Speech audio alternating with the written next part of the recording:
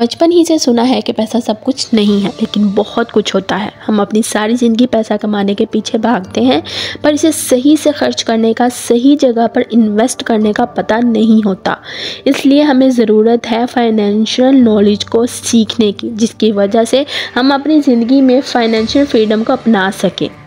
हनन वॉइस पर आप सबको वेलकम करती हूँ और नए आने वालों से गुजारिश है कि चैनल को सब्सक्राइब करके बेल आइकन प्रेस कर दें, ताकि ऐसी इन्फॉर्मेटिव वीडियोस आपको बर वक्त मिलती रहें। क्यों दुनिया में बहुत सी किताबें मौजूद हैं जो कि हमारी फाइनेंशियल स्ट्रॉन्ग होने की तालीम देती हैं, लेकिन सबसे मशहूर और कारआमद किताब है पुअर डैड रिच डैड, जो कि रॉबर्ट कियोसाकी ने लिखी है। इस किताब को हर इंसान को अपनी ज़िंदगी में एक बार ज़रूर पढ़ना चाहिए। ये हमें मनी मैनेजमेंट के बेहतरीन तरीके बताती है।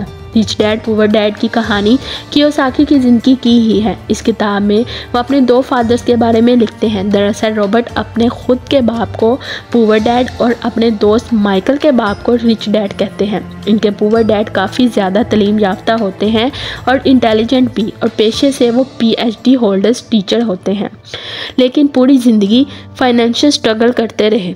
लेकिन इनके रिच डैड सिर्फ 8th तक पढ़े होते हैं, लेकिन फाइनेंशियल एजुकेशन स्ट्रॉन्ग होने की वजह से वो आगे चलकर अमेरिका के सबसे अमीर लोगों में से एक हैं। इस कहानी में रॉबर्ट के रिच डैड उनको ज़िंदगी के मुख्तलिफ मरहलों पर 6 अपने रूल्स बताते हैं जो उनको अमीर बनने और अमीर बने रहने के लिए ज़रूरी हैं। रॉबर्ट के रिच डैड की तरफ से बताए गए 6 लेसन किसी भी इंसान को अमीर और कामयाब बना सकते हैं। Lesson number 1, rich don't work for money, money work for them.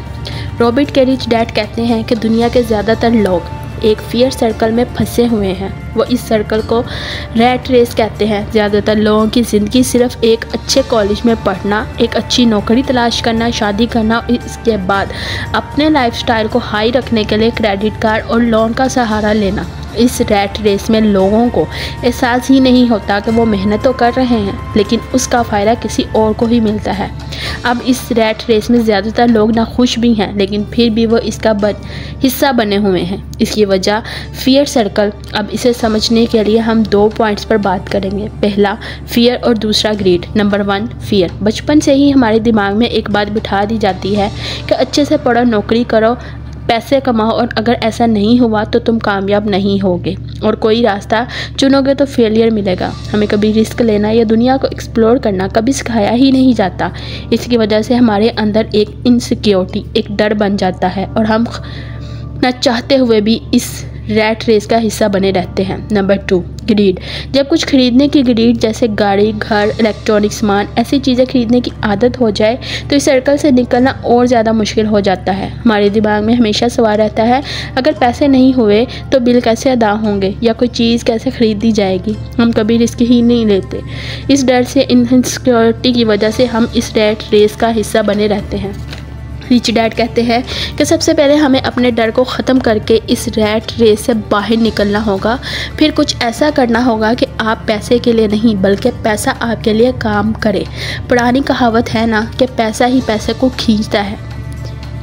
पैसे की ख़ास बात है कि 24 घंटे काम करता है। एक ऐसा सिस्टम बनाना होगा कि जहां आप बिज़नेस बना दें, पैसा लगा दें, फिर आपका लगाया हुआ पैसा आपको पैसा बना कर दे। Lesson number 2, keeping money is more important than making it. इस दुनिया में बहुत ऐसे बिजनेसमैन, सेलिब्रिटीज़, कई ऐसे लोग हैं कि जो एक वक्त पर बहुत अमीर हुआ करते थे, लेकिन आज उनके पास कुछ भी नहीं है। असल में वो अमीर से गरीब इसलिए हो जाते हैं क्योंकि उनके पास पैसों की समझ नहीं होती। इनमें पैसों को मेंटेन और ग्रो करने का हुनर नहीं होता। आज इंडिया के कई ऐसे बिजनेसमैन हैं जो या तो फाइनेंशियली स्ट्रगल कर रहे हैं या फिर जेल में हैं। रिच डैड कहते हैं कि हमें एक सिंगल रूल को जानना होगा, और ये सिंगल रूल है एसेट वर्सेस लायबिलिटी के दरमियान का फ़र्क। रिच डैड कहते हैं कि पूरी दुनिया में घर को एसेट मानते हैं, लेकिन वो इनके हिसाब से एक लायबिलिटी है। एसेट वो है जो आपकी जेब भरे, और लायबिलिटी वो है जो एक आपकी जेब खाली कर दे। रिच डैड का बिल्कुल ये कहना नहीं है कि आपको घर, गाड़ी या गैजेट्स नहीं खरीदने चाहिए, बल्कि आपको ऐसे एसेट बनाने चाहिए जो आपको खर्चों को पूरा करने में मदद कर सके। फाइनेंशियल इलिटरेसी की सबसे बड़ी वजह स्कूल और कॉलेज में ना पढ़ाया जाना। हमारा एजुकेशन सिस्टम को ऐसे तैयार किया गया है जिसमें अच्छे मार्क्स लेना, जॉब्स करना, हमारा बस यही एक मेन मकसद है। पैसों को आप कैसे ग्रो कर सकते हो या अमीर कैसे बन सकते हो, ये आपको एक अच्छी फाइनेंशियल एजुकेशन ही सिखा सकती है। Lesson number 3, get in your business along with your job. जब हम कोई भी जॉब करते हैं तो जॉब के हिसाब से सैलरी मिलती है और हम में से ज़्यादातर लोग जॉब को करने के लिए ज़हन बना लेते हैं और अपनी पूरी ज़िंदगी इसी में गुजार देते हैं। रिच डैड कहते हैं कि दुनिया का कोई भी इंसान चाहे तो जॉब के साथ एक बिज़नेस बना सकता है। इसे समझने के लिए हम सबसे बड़ी फास्ट फूड कंपनी मैकडॉनल्ड्स के फाउंडर की मिसाल लेते हैं। ज़्यादातर लोगों को लगता है कि मैकडॉनल्ड्स एक फ़ास्ट फूड कंपनी है, लेकिन हकीकत में मैकडॉनल्ड्स एक रियल एस्टेट कंपनी है। जब भी कोई मैकडॉनल्ड्स की फ्रेंचाइज़ ख़रीदता है तो वो उसे ज़मीन भी ख़रीदनी पड़ती है, यानी कि फ्रेंचाइज ओनर को लॉयल्टी के साथ साथ रेंट को भी पे करना पड़ता है।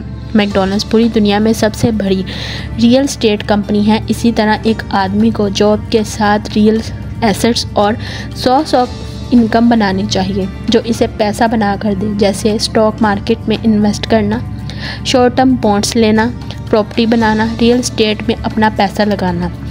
तो खुद के लिए एसेट बनाओ जो आपको पूरी ज़िंदगी पैसा बना कर दे। Lesson number 4, tax are only for middle and poors.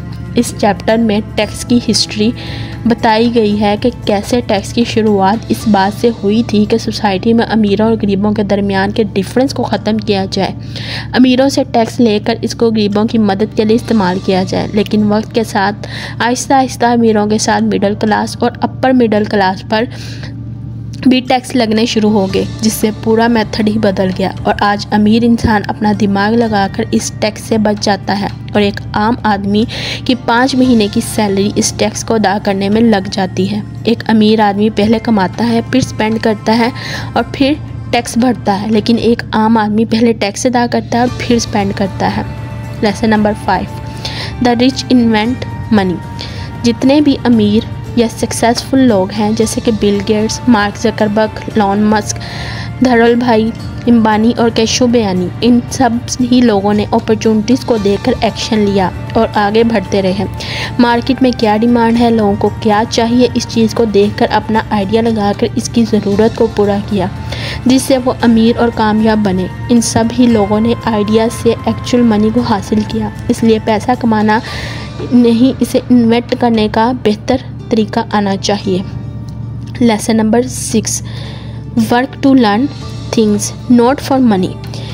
Robert Kiyosaki बताते हैं कि एक दफ़ा सिंगापुर में एक फ़ीमेल जर्नलिस्ट उनका इंटरव्यू ले रही थी। उन्होंने रॉबर्ट को बताया कि मैं भी आपकी तरह बेस्ट सेलिंग राइटर बनना चाहती हूँ। फीमेल जर्नलिस्ट ने रॉबर्ट से मशवरा मांगा तो उन्होंने सब कुछ समझकर इसको सेल्स ट्रेनिंग का कोर्स करने का मशवरा दिया, जिस बात पर फीमेल काफ़ी उनसे गुस्सा हो गई और कहने लगी कि मैं पेशे से एक राइटर हूँ और मेरे पास इंग्लिश लिटरेचर में मास्टर्स की डिग्री है, तो मुझे सेल्स सीखने की क्या ज़रूरत है। रॉबर्ट कहते हैं कि ये दुनिया स्मार्ट, पढ़े लिखे और टैलेंट से भरी पड़ी है। अगर हमने इधर सरवाइव करना है या पैसा कमाना है तो हर दिन कोई नई स्किल को सीखना होगा, क्योंकि आजकल के वक्त में जितनी स्किल्स आती हैं वो सब कम ही होती हैं। इसलिए वक्त पर कुछ नया सीखते रहना चाहिए, क्योंकि रुका हुआ पानी और इंसान दोनों ही सड़ जाते हैं।